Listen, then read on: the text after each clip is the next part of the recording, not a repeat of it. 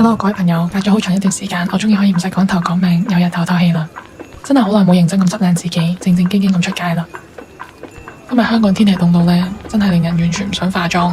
一諗起要成塊面塗幾層嘢，如果保濕做唔夠嘅話，就會甩皮咯。所以我最近專門研究點樣可以又快又靚咁樣出門。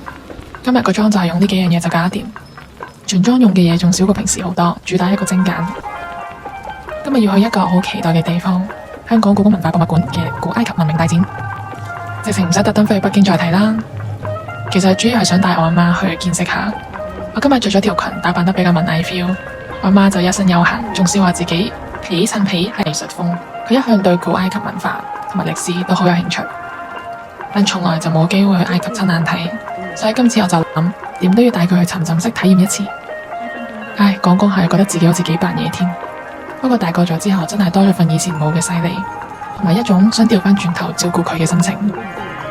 我哋到咗啦，同大家分享下一個 tip 啦。Weekend 星期六日開放至晚上嘅8點，我哋特登揀咗 Weekend 下晝去，人會少啲。入去之後唔好衝入去展廳，可以喺門口放映廳睇段片先，講解今次展覽嘅背景故事。帶住背景知識再去睇文物，感覺完全唔同㗎。成個展覽橫跨成層，唔單止係文物嘅搬運，更似係一次古埃及文明嘅重視。其實我以前對博物館有啲靈感，感覺好多嘢都睇唔明，但當你真係沉浸其中，就好似做咗一次溫柔嘅大掃除。呢種跨越時空嘅共振，可以令我暫時抽離日常嘅瑣碎，等內心重新揾到秩序。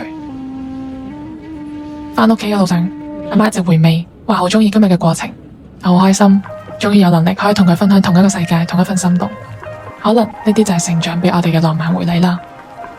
多謝大家聽我今日嘅分享，下次再見啦。